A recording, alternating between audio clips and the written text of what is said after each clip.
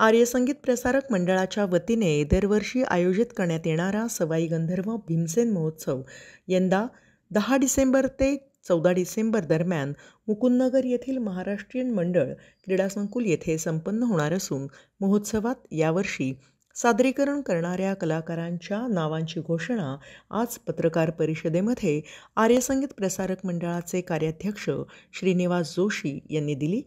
यंदा महोत्सवाचे 71वे वर्ष असून यावर्षी निम्म्याहून अधिक कलाकार प्रथमच आपली कला व्यासपीठावर सादर करतील अशी माहिती देखील श्रीनिवास जोशी यांनी दिली.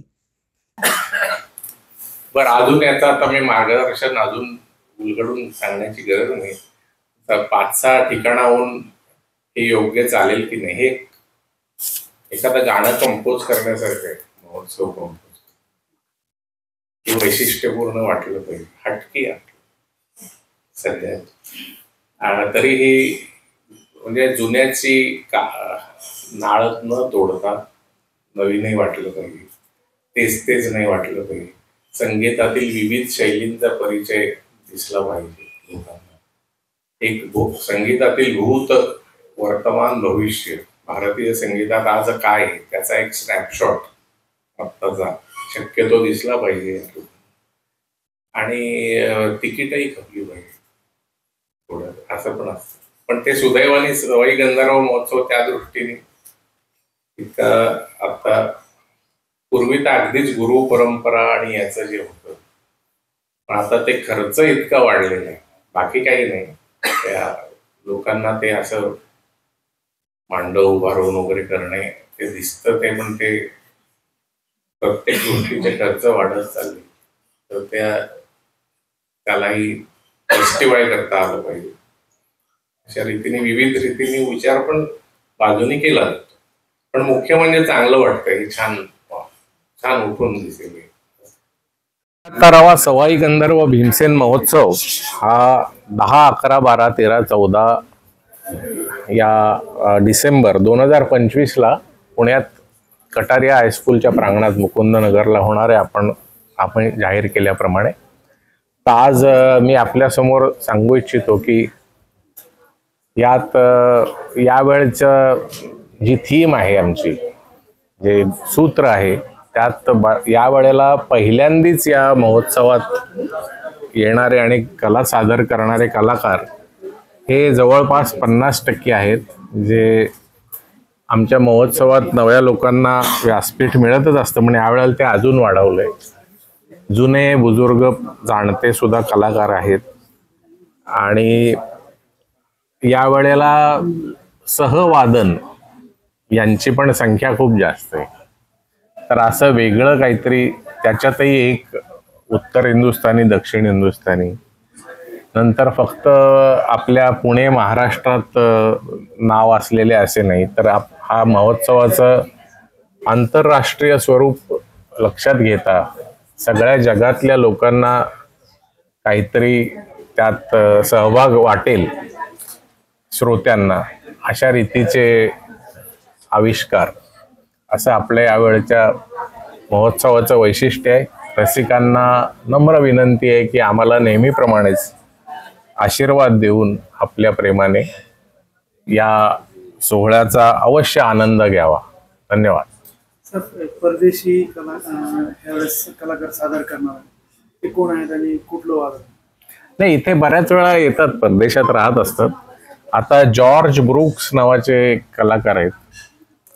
ते अमेरिकेत बे एरियामध्ये, कॅलिफोर्नियामध्ये राहतात, बर्कलीमध्ये राहतात. ते आमच्या किराणा घराण्याचे गायक तिकडे राहायला गेले होते 50-60 वर्षांपूर्वी. त्यांच्याकडून भारतीय शास्त्रीय संगीताचं त्यांनी शिक्षण घेतलेलं आहे. नंतर एक त्या सास्किया राव दे हास, या दिसायला दिसतील, त्या आहेत डच, पण आता त्यांना परदेशी म्हणायचं की माहीत नाही मला, कारण ते शुभेंद्र राव त्यांच्याबरोबर वाजवणार आहेत. त्यांच्या पत्नी आहेत आणि त्या दिल्लीत असतात. नंतर डॉक्टर एल शंकर हे सुद्धा अमेरिकेत राहतात, मूळचे जरी भारतीय वंशाचे असले तरी. तर असे काही आंतरराष्ट्रीय लोक इथे आहेत. तिकीट कुठे असेल हे आपण आमच्या जाहिरातीत किंवा ऑनलाईन ह्याच्यात ऑनलाईन पण घेता येतं. त्याची माहिती आपल्याला प्रेस नोटद्वारे वगैरे दिली जाईल, पण दिली गेलेलीच आहे मला वाटतं. धन्यवाद. नंतर पंडित व्यंकटेश कुमार यांचं गायन होईल आणि शेवट होईल तो पंडित भीमसेन जोशींनी शेवट करणे असं होतं. नंतर किराणा घराण्याचे बुजुर्ग आमचे होते, तोवर काही डॉक्टर प्रभा अत्रे होते. आता मागच्या वर्षी आपण त्यांच्या आठवणीत डॉक्टर प्रभा अत्रेंच्या शिष्यांच्या गायनाने थोडं तसं यावेळेला मी पंडित उपेंद्र भट, आनंद भाटे आणि विराज जोशी म्हणजे हे समोर बसले, भाटे पण बसले, आम्ही चौघं आमचं थोडं आवाज गाऊ आमच्या गुरूंना श्रद्धांजली वाहू, असा हा कलाकारांचा लाईनअप आपल्याला सादर केला आहे.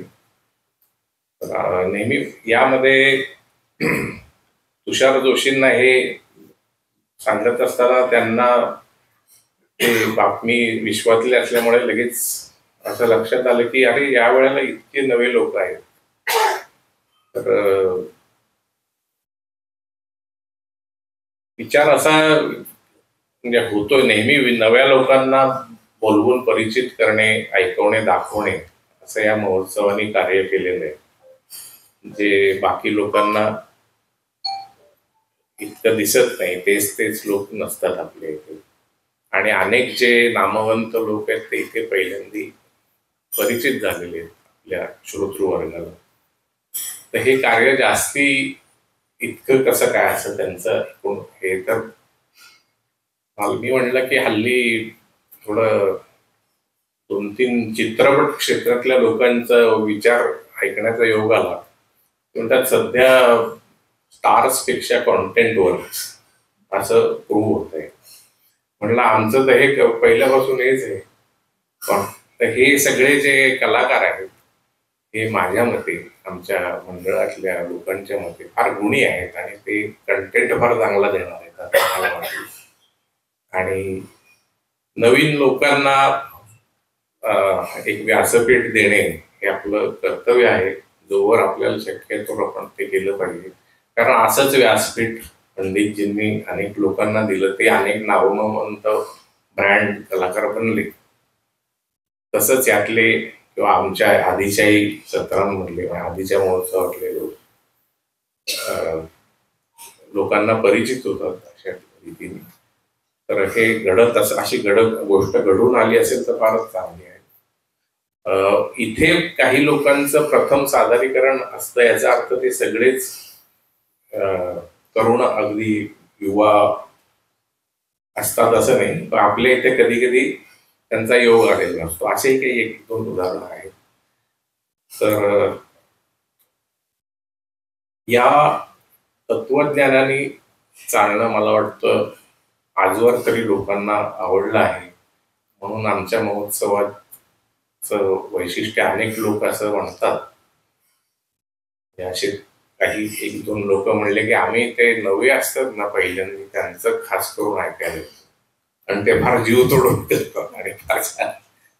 तर असेही लोक आहेत आणि ते आहे. पण आपल्या इथे जे अनुभवी आणि त्यांनी हयात घालवली आहे संगीतात त्यांचे विचार परत काही वेगवेगळे ऐकणे, कारण ते प्रतिभाशाली लोक असतात. तर ते बुजुर्गांचे विचार ऐकणे हेही, कारण ते दरवेळेला एकसारखं नसतं आणि ते सुद्धा वेगवेगळ्या वेळेला या मंचावर उत्तम गायन, वादन, नृत्य एकच आहे ते ब्रेकफास्ट आहे सादर करतात. त्याचे संस्कार होणं संगीतातल्या सिरियस लोक जे ऐकायला आले असतात त्यांना आवश्यक आहे. आणि तर ह्या 2 टोकांचा समन्वय साधण्याचा आपला प्रयत्न असतो. तो सगळ्यांना आवडेल अशी मला आशा आहे. धन्यवाद. प्रश्न असतील घेऊया.